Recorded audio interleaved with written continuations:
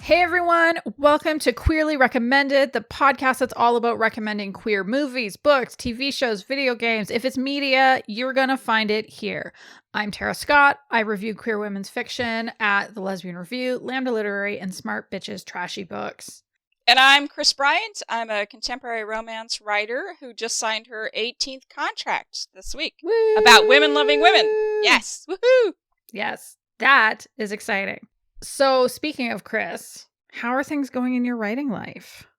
So I have a bunch of deadlines that hit all at once, of course, right during the holiday season, which sucks. But, you know, I do this to myself. It's nobody else's fault. I just received edits back on one of my books, and my editor took out total of about 16,000 words. So I have to do a new ending for this book. That's like a long short story. That's almost novella territory, isn't it? That really is, yeah. So, I mean, and I don't disagree with my editor. We had a long phone conversation about it, where we actually discussed the importance of sunscreen more than anything else. But we did talk about how it was important to change the ending, and I'm going to do it. I'm going to change the ending. And I also pushed back the book that I'm writing right now. I said, well, if I'm going to have to redo this ending, I'm going to need a little bit more time for this book. So I've got a lot going on, a lot of deadlines, and but I don't have any negativity in my heart about this. I think it only will help the story, so I'm okay with it. That's good. How many books do you typically have on the go at any given time? This is extreme. So like 2022 is going to be an extreme year for me because I have 3 full-length novels and a novella. And so it just all is kind of coming to head right now. Like I just did page proofs for Always, which comes out in January. So that should be hitting, you know, everything real soon, like reviewer sites and the actual website soon. And then I'm doing the rewrite of the ending of Forever. And I'm in the middle of writing Serendipity. So, and then, I posted last night on Twitter about I replaced Ryan with Robert in my story on this, the short story. I'm sorry, it's not a short story. It's a novella in the novella series that I'm doing. And I forgot to use like capital R, so my name got changed from Kris Bryant. Oh no! It got changed to Kris Broberts. Yes, and I didn't even catch it. I sent it in, and my editor sent me a screenshot, and she's like, "Did you maybe change somebody's name, Ryan to Robert?" I'm like, "Oh." So it's been a little stressful over here in my world, my writing world. But we're all excited for you. I'm excited. Oh man, there's a couple of those in there that people don't know about yet, and I am so excited. I can't wait for them to I think Forever's going to be a fun read for a lot of people, you know, and that's the one I have to redo the ending on, and it's all good because I agree. And that's why you need a good editor, one that can actually work with you on the story instead of just either changing it or letting it go, which is even worse. Yes. I mean, I think you know, a lot of editors are scared to change the context of a story. You know, they want to play the role of copy editor instead of content editor. And I love that my editor is like full, you know, head on, like, we need to make this work. We need to make this better. And this isn't going to work. So you need to change this to make this better for everybody. And so I 100% trust her. I'm good. That's good. And that's important. Yeah. That's very good. So it is listener question time. And I think this is pretty much all for you, and I'm totally okay with that. What? So I think so, because I don't know that I can answer these. I think you can answer the second one, but let's go with the first one first. We'll go with the first one. Let me read you the question. It's by, and I'm totally going to mutilate this because I'm not quite sure how to pronounce this. It's either Go Yangi Peach, Go Yanji Peach, Goy Angie Peach. It could be anything. Could be any of them. Asks, hello, what is the angstiest lesfic you've read? Looking for recommendations. Yeah, so there are a few, and I just thought of a third, which is why I gotta pause there. So you pause. Hang on. Yeah, so there are a few. And when I think about how to choose something like this, like what are the, because it's also not just like what's the angstiest lesfic I've read, but it's like what's the angstiest lesfic I've read that I would actually recommend? Because yes, yeah, like I've read some that felt like angst for angst's sake. It didn't feel like it necessarily added to the story. It was, we're just going to make you feel pain. And there you go. Enjoy your pain. But when it's done really beautifully in a way that drives and builds story, that's when you catch my interest. And so I have 3, and not all of them are romances. In fact, the first one is not a romance, but it is Letters Never Sent by Sandra Moran. And this is a book from, I'm not sure exactly when. I think it was like the early 2010s or something like that, probably. I mean, Sandra, unfortunately, is no longer with us. She passed away, like 5 years ago or so? Yeah. Very, very well respected, very well loved author in the lesfic community. Sure.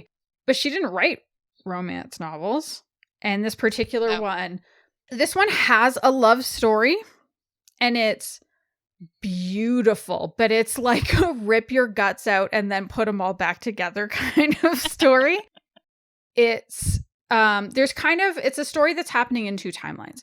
In the main timeline, which is, well, main isn't fair. Okay, in the more present timeline, I guess we'll say it's 1997. And it's this woman, Joan, and her mother has died. And she's gone to clear out her mother's house after her funeral. And inside an old suitcase, she finds a box. And it has like a bunch of trinkets. And it has a bunch of sealed letters to someone that her mother only identifies with an initial. And when she reads these letters, she finds this side of her mother that she's never known before. Because she was cold and angry. And then as she's reading the letters, it takes us back in time to her mother, Catherine. You know, she leaves Kansas in 1931. She goes to Chicago. She goes to work at the glove counter at Sears and Roebuck. And there's one day she meets this young woman who kind of, this relationship changes her life. And it goes back and forth. And, you know, it's really interesting seeing this, like, who Catherine was as a young woman wasn't that same like angry, cold, whatever, but you kind of understand how that ended up being the mother that Joan was raised by, and just her story and what happens with her, and specifically what happens with her and Annie, is so incredible. It's just the most beautiful thing. I do have to give 2 content warnings, though. There is a sexual assault that happens in the book, and there is also a botched abortion for one of Catherine's friends. So not a main character, but a side character. This was before, you know, abortion was legal, and unfortunately it kind of goes about as badly as it can go. So if that's something that's likely to make you squeamish, just like a warning there. For me, I found it 100% worth checking out, though. Like it was still worth it. Because overall, the experience of that book was amazing. Nice. The next 2 books I have are romances. And it's funny, as I was going through this, I was telling you, Kris, I was like, you know, I know Radclyffe did some real good angsty ones. And I couldn't think of any off the top of my head. And I was scrolling through Goodreads and I was like, that's it. That's the one. And it's Love's Melody Lost, which is one of my favorites by Radclyffe. And so it's this composer and pianist, Graham, who after some kind of an accident, she lost her she lost her vision. She's blind now, and she just becomes kind of a recluse and is in this like dark mansion. Even the blurb says she retreats to a bleak mansion atop windswept cliffs. and you know, like her life is sad now. And so then Anna comes to like run her home, basically. Like, I don't, like, I guess be like a personal secretary. Like, she doesn't cook for her or anything like that, but whatever. They fall in love. But the thing that I love about this is how it really harkens to the Gothic novel tradition. And like, Graham, in a lot of ways, kind of reminds me of Mr. Rochester near the end of Jane Eyre. Like, after he's had his big accident, and he's like, who could love me? And Jane's like, me, Right. you dumbass. And so I am sure that the disability representation is problematic. This book is like 20 years old, but there is just something about like the passion and the whole gothic side of things driving that angst that is really, really good. My last one, which I'm not really going to get into, but I will say, The Goodmans by Clare Ashton. There is a subplot in there because there are a couple of romances happening, and there is a subplot that happens in that book that when I got to that part, I felt like I got punched in the stomach. And I could like feel it in my body for 3 days afterward. It is the biggest angst bomb I have ever come across, and it's perfect. And I don't want to say anymore because I don't want to give any type of a hint or anything like that. It is one of those books that like you just kind of have to read it and you have to experience it and you will be changed.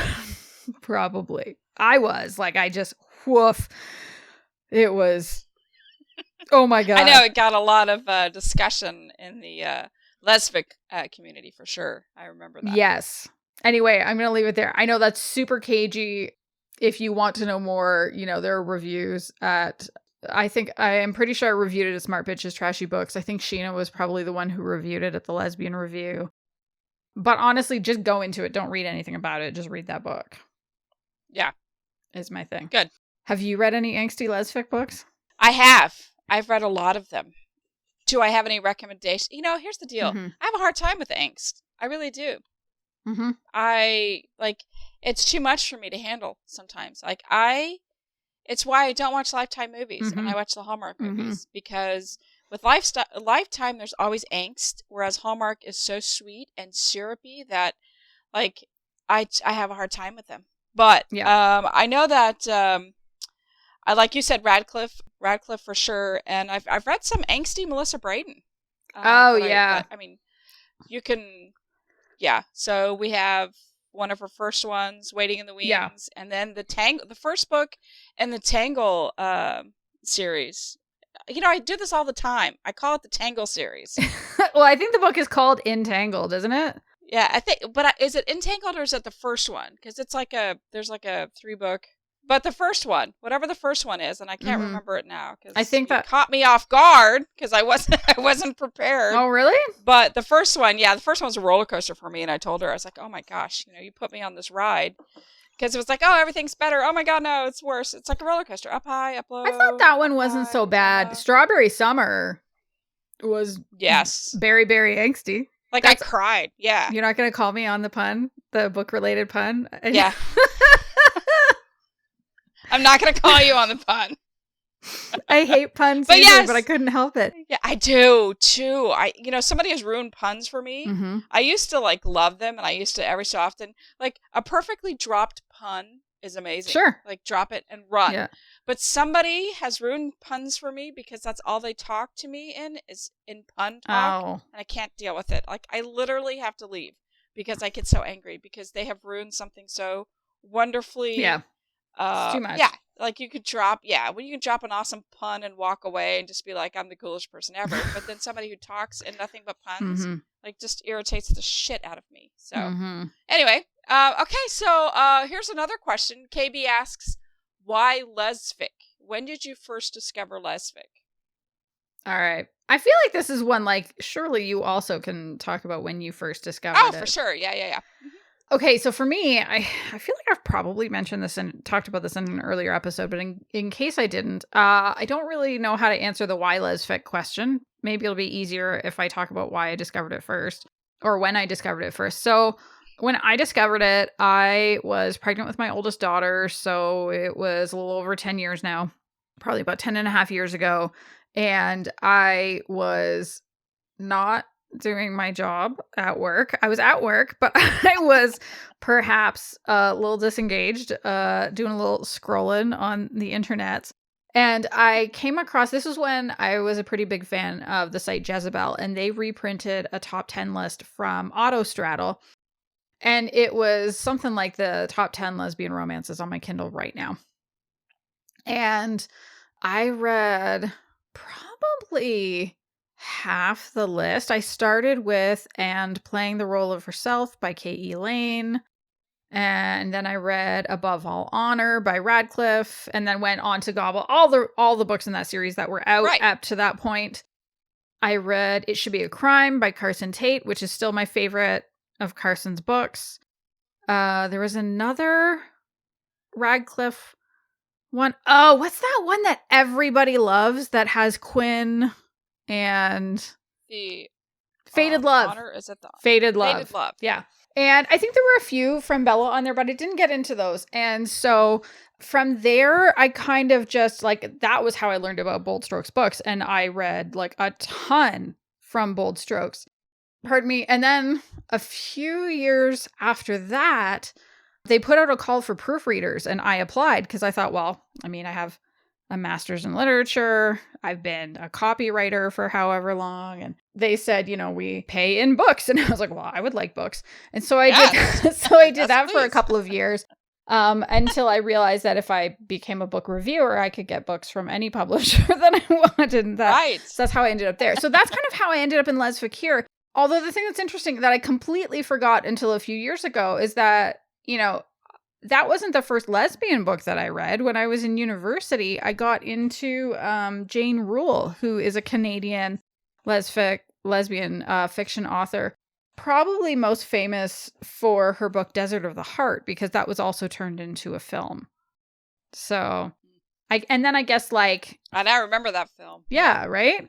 So then I guess back to the why lesfic, like why do I still read it so much? Why am I still kind of involved and part of the community?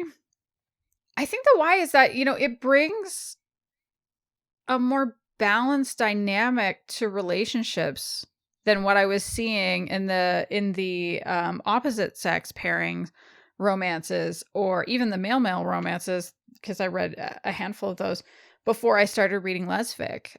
Gender politics don't come into play.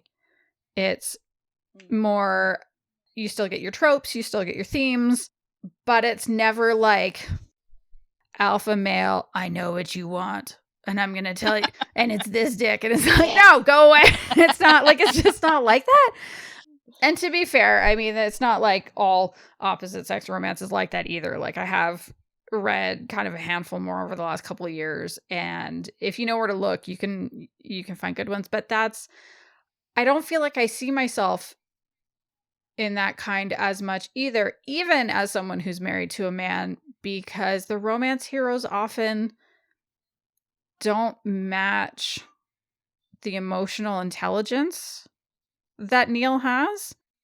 And not seeing that ends up being really unsatisfying. So I did have to take a bit of a break from lesbian romance over the last year. Like every so often I have to take a break, because that's pretty much all I read for 8 years. And then the pandemic hit, and I don't think I'm unique at all in this, but when the pandemic hit, romance wasn't landing the same way for me anymore. It was really hard to get into and stay into. So that was how I ended up reading more, you know, sci-fi and YA and fantasy and nonfiction and all those other things. But I mean, I keep coming back. It's what I was reading at bedtime last night. So what about you? How did you discover it? Why lesfic for you when you could be writing anything? Right, because I didn't know it existed until about 10 years ago. So, like here in Kansas City, I always joke about how we are at least 20 years behind the rest of the world. And I think that this is true.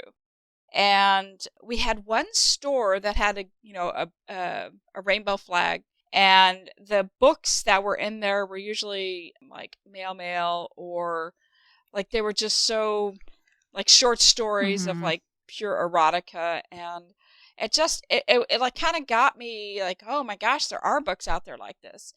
And I've always been a book person. Like I like to hold books. I like to everybody hates me for this, but I actually dog ear pages. You know, I'm that person. I like tangible things. And so I fought the Kindle. I was like, no, I don't want a Kindle. I like books. I like having a ton of books on my bookshelves. I like knowing that I can just go over there and pick one up and turn to a page and know what I'm reading, what I'm holding, what page I'm on, stuff like that. So I fought the Kindle. And then my parents got me a Kindle for Christmas. Yeah.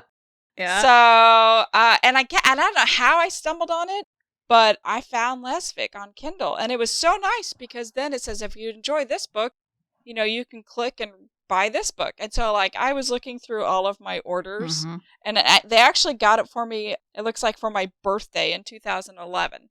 So in my birthday month, 2011, I was, you know, real young. And you were a baby. So, like, baby. I was a baby. And so I was looking at all my downloads, you know, what all I did. And for sure, like, I had Fated Love. Like, Radclyffe was one of my first ones.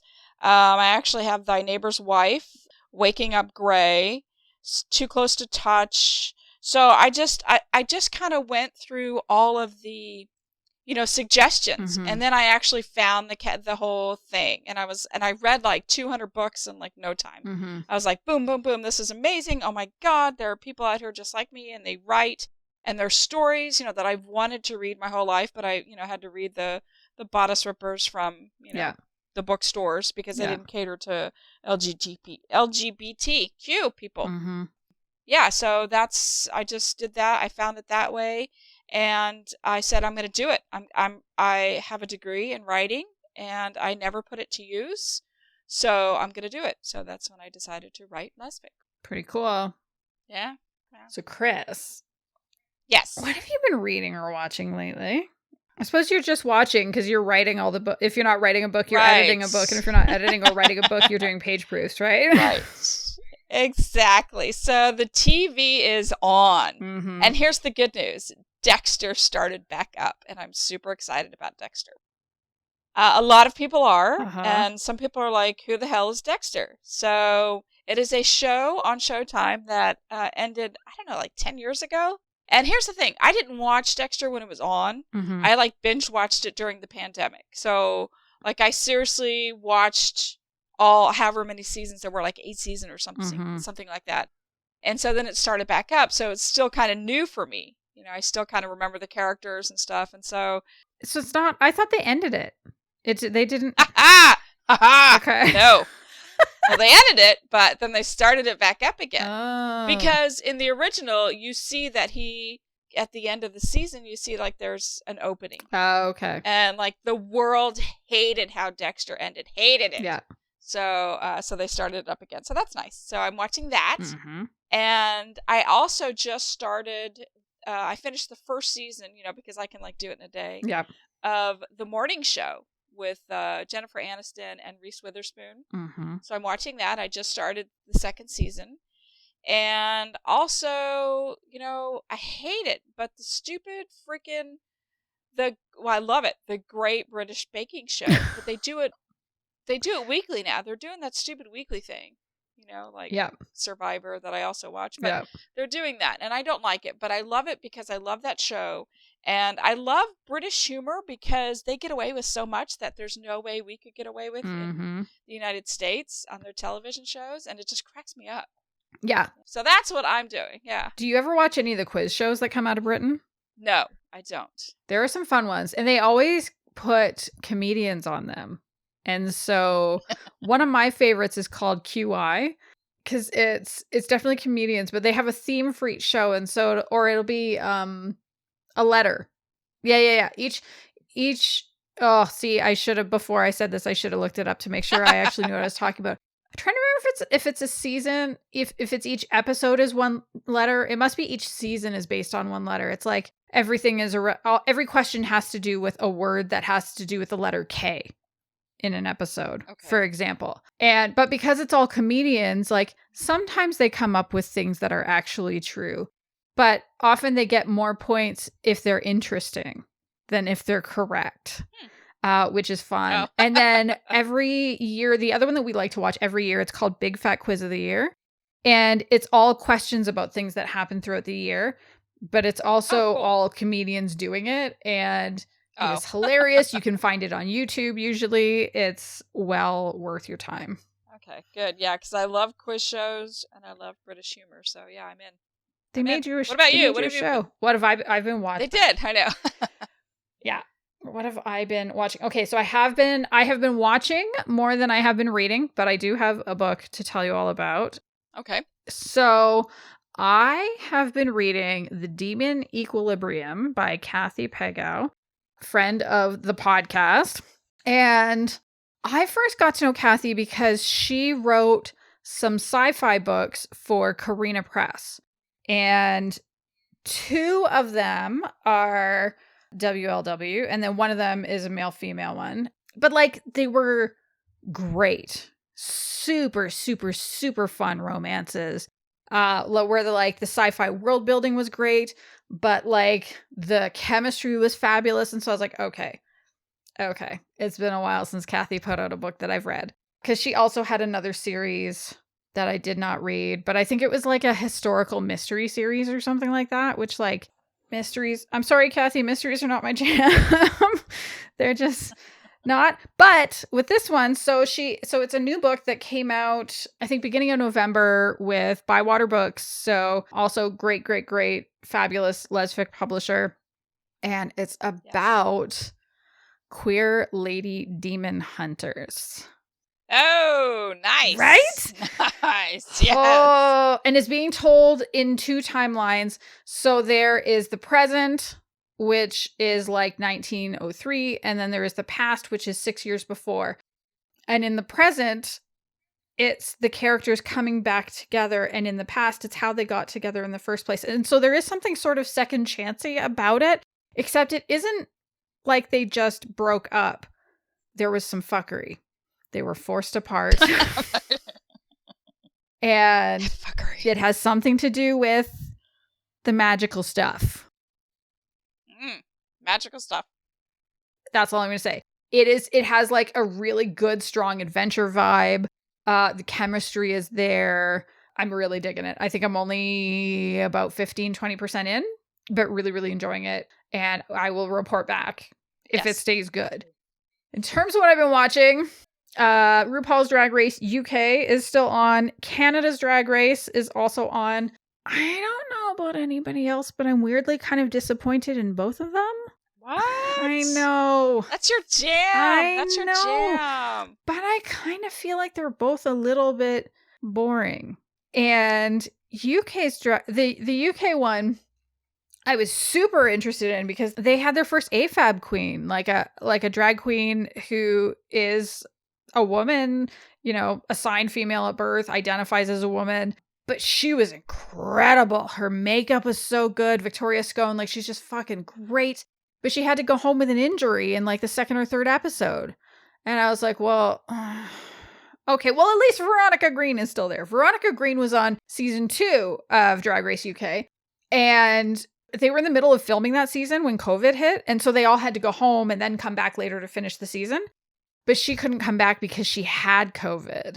And so they brought her back for season 3. And I was super excited. And then she got sent home in like the 2nd episode or something like that. And I'm like, you're like, come on. Yeah, right? Like the 2 that I was most excited about were sent home. And there are some good, talented queens, but like it's just not that interesting. And Canada's Drag Race. So I couldn't finish all of the first season because I didn't like the judging. They don't have RuPaul judging that one. They have other folks judging it. So like Brooklyn Heights, who I think was on season 11 of the US Drag Race, is kind of the drag queen judge. And then they have like a couple of other judges. And I couldn't get behind the judging in the first season because some of it was really mean. Yeah. And not only was it really mean, I didn't feel like any of them brought the authority that RuPaul brings. Right? Because like RuPaul was supermodel of the world in what, like 1992 was when that was happening. Like RuPaul is such an institution in drag, and I feel like can give just about any comment that he wants to because he's RuPaul. But like Brooklyn Heights, like you were just on your own season a few years ago. So you can't do that. Yeah. No. And I feel like they're doing a much better job on the judging this season. Like it doesn't feel as mean. There's still critical feedback for sure, which is good. But for 2 weeks in a row, I watched an episode and woke up the next morning and said, who the hell was eliminated again? I couldn't even remember. Like, it's just not. So that's been kind of a disappointment. On the flip side, still in the world of drag and connected to Drag Race, season 2 of We're Here is airing. It is on HBO. It was my official recommendation a few episodes ago for season 1. And season 2, holy shit, is so good. So it's on HBO. If you are in Canada, you can get it through, if you are a subscriber to Crave, it's automatically included in the basic package. And again, it's that for anybody who didn't listen to that episode, it has Bob the Drag Queen, Shangela, and Eureka O'Hara, all kind of royalty from RuPaul's Drag Race. And they're going to small towns, and they each take on 1 or 2 or sometimes 3, what they call their drag daughters or drag sons. Like, basically, they're getting them into drag, and they're all putting on a drag show. And it's to spread some kind of a message in the community. In some cases, it's to memorialize a queer person in their life that they lost. Sometimes it's a straight person who wants to show that they're a good ally to the community. Sometimes it's to help a queer person gain more self-acceptance. You know, they don't even realize that that's kind of what they're there for. And that's what ends up happening. That's nice. It's so good. I think one of the most moving so far, they're all moving to a certain degree. There were a couple though that really spoke to me. And there was the one in Selma, Alabama. And they actually also, like, not only are so there's a Black trans woman. There is a grandmother and her grandson who are doing it because his sister, who is also, you know, the granddaughter, had been murdered and she was gay. And, and a gay man in the community who is a real estate agent. And just basically talking about how hard it is to be queer in Selma because it is deep in the South.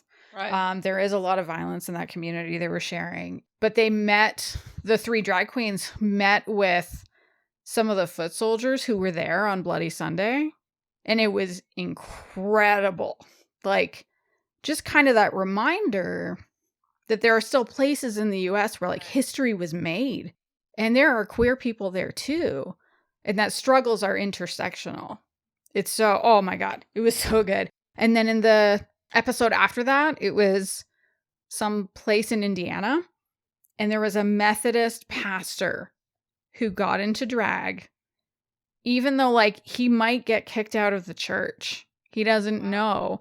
But because he wants to say, God loves you. You are welcome here. He has a pansexual daughter. And again, it's to say, like, I love my daughter exactly as she is.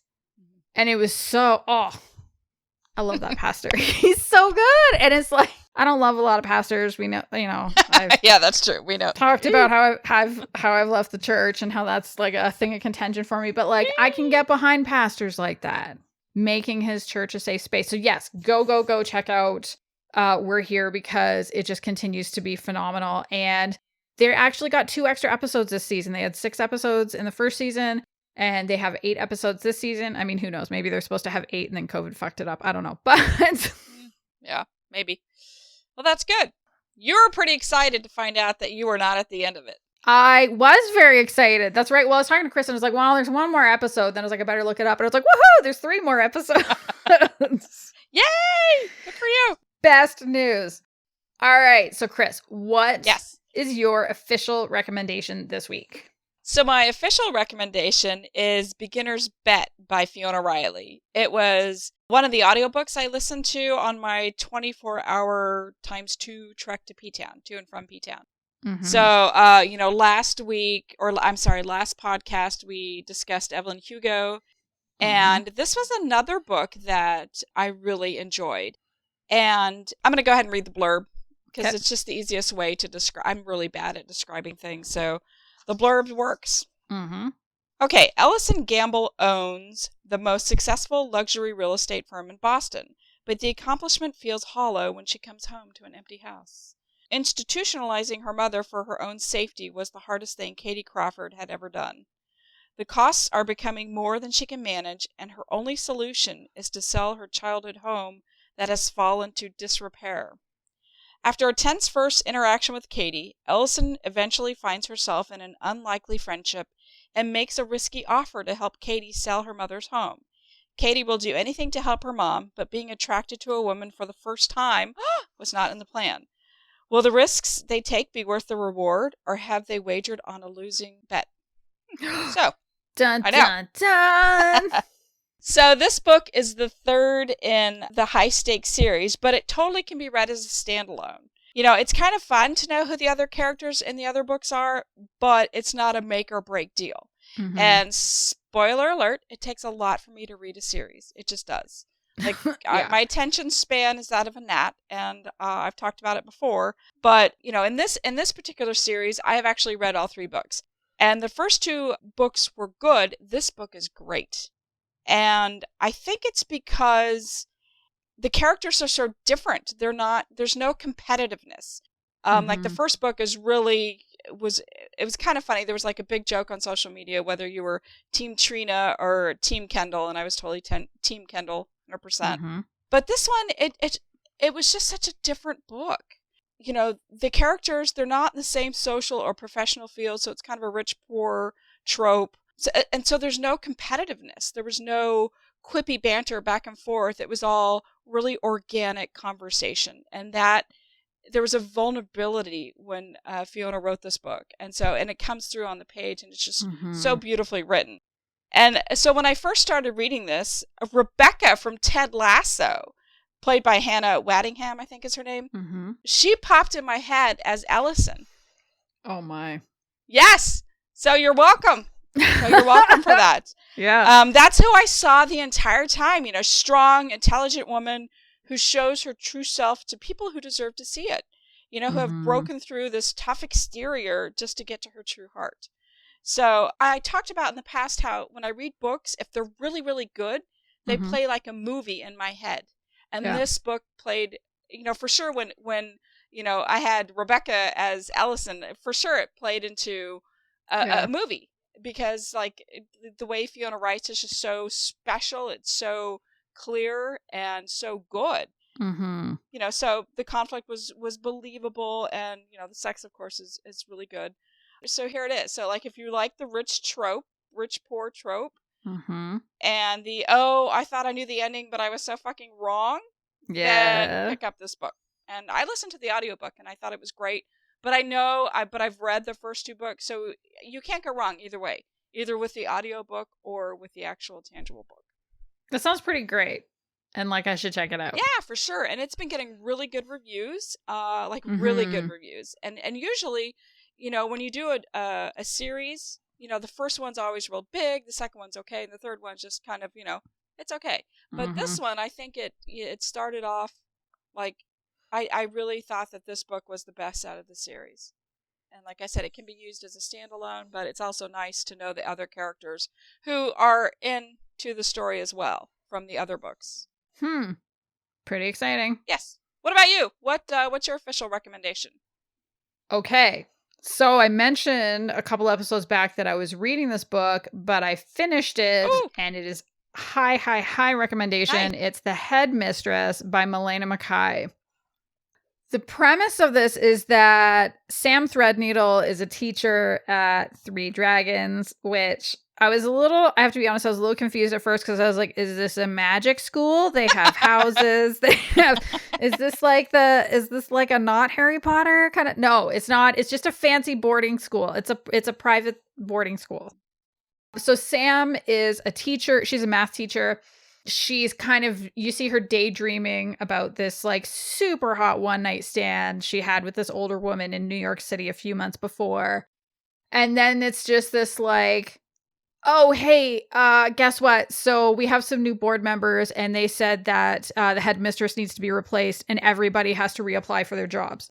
And guess who the headmistress is? Let me guess. It's the hot older woman she banged in New York. Of course it is. Fabulous. And who is an ice queen, which I love. And it kind of just goes from there. And so one of the things that I really liked off the bat is that the chapters, it goes back and forth between Sam recollecting her time with Magdalene. So Magdalene Knox is the new headmistress, Okay. but it goes backwards. So it like starts with the sex scene and then it goes kind of into the present time with what's happening at the school. And then at the next chapter, it's like, anyway, it kind of moves its way backwards. So it goes from like sex scene to like them being in the room to how they met in the bar to that's Sam cool. being alone at the bar. Yeah. Like it's kind of clever. And I quite liked seeing that sort of back and forth. So there's the difference between like who she saw and was super attracted to in New York to this like bitch on wheels who's like firing her friends and all of this. But at the same time, Magdalene recognizes that she's smart. And so she keeps Sam and she takes Sam's counsel. And they kind of grow, like they know they're attracted to each other, but I really enjoyed watching them grow to respect each other. Good. And then how that ends up being the foundation before they get back into more sex later. And the other thing that I thought was kind of fun is that there's one more ice queen in the book. Ooh. And it's a cat. It is a cat. Like every cat is an ice queen, I'm just saying. Right. Yeah, it's a cat. And so it's a cat that basically belongs to the school. And Magdalene points at it and she's like, what the fuck is this? And why is it in my office? And they're like, I mean, that's the school cat. I can't remember the cat's name. That's the school cat. And she's like, get the fucking school cat out of the school. And the cat just is like, nope, and double middle finger. But they kind of, they end up growing fond of each other. Like watching between the cat and Magdalene, this beautiful little loving relationship grows. So the cat follows her everywhere around the school and like, that's awesome.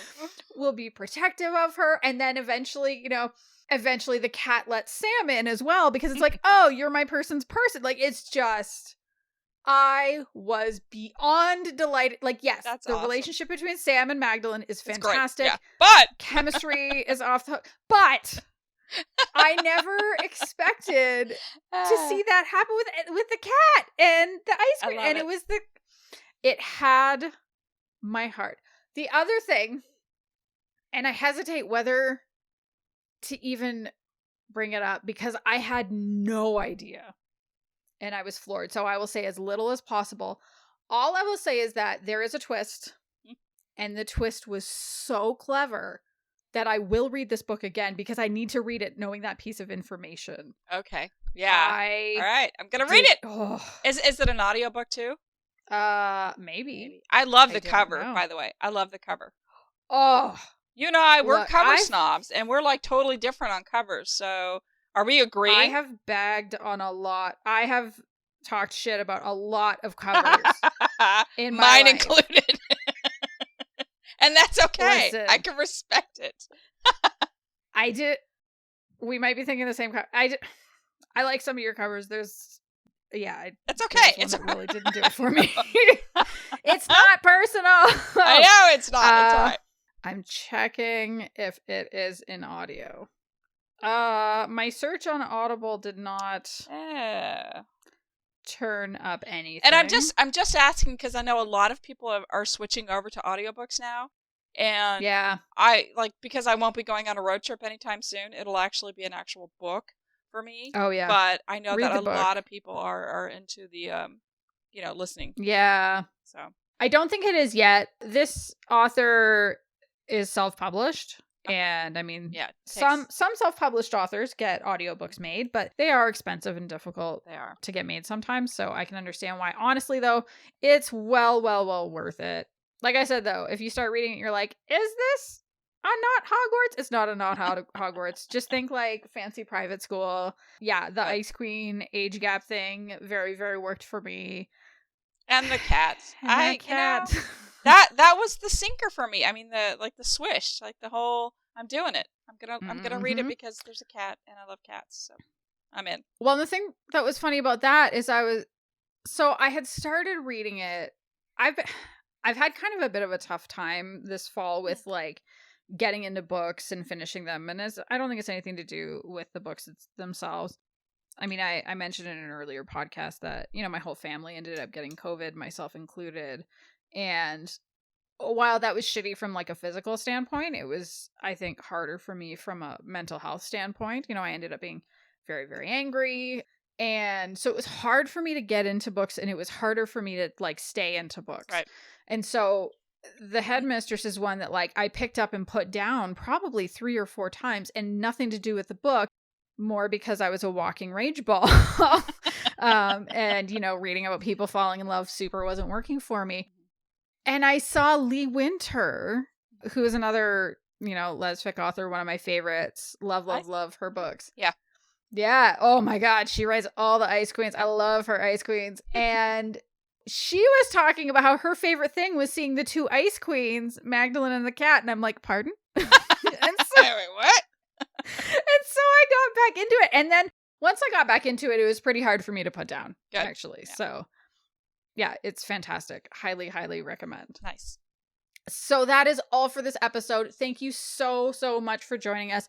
If you've enjoyed the show, please, you know, and you are not a subscriber, please consider hitting that subscribe button so that you'll get, you know, automatic downloads whenever we release an episode. If you'd like to support the show, we have a link to our Ko-fi in the show notes. If you don't want to, that's totally okay. It's just there if you're interested. And if you have a friend that you think would enjoy getting queer media recommendations into their ears, please let them know about it as well. Yes. And you know what I would love? What would you love? I would love if we got some more reviews on Apple Podcasts. Is it Apple that we have I always have Tara pull up like, hey, do we have any new reviews? Has anybody said anything about us? And it's free. So if you review us, it's free, and the holidays are coming up, and it would be nice to have a couple more reviews. So I would love that, and so would Tara. Okay, so if you want to connect with us on your social favorite, hello. Can you tell I'm halfway out the door? I gotta go find some sleighs. I'm getting ready to go on a scavenger hunt type thing. Anyway, so if you want to connect with us on your favorite social media sites, just search for Queerly Recommended on Instagram, Twitter, Facebook, or email us at podcast@queerlyrecommended.com. And you can also find Tara and I separately on Twitter, everywhere, both Facebook, all those. We have our separate accounts, plus we have the Queerly Recommended account. So that's right. Yes. So goodbye, everyone. Bye.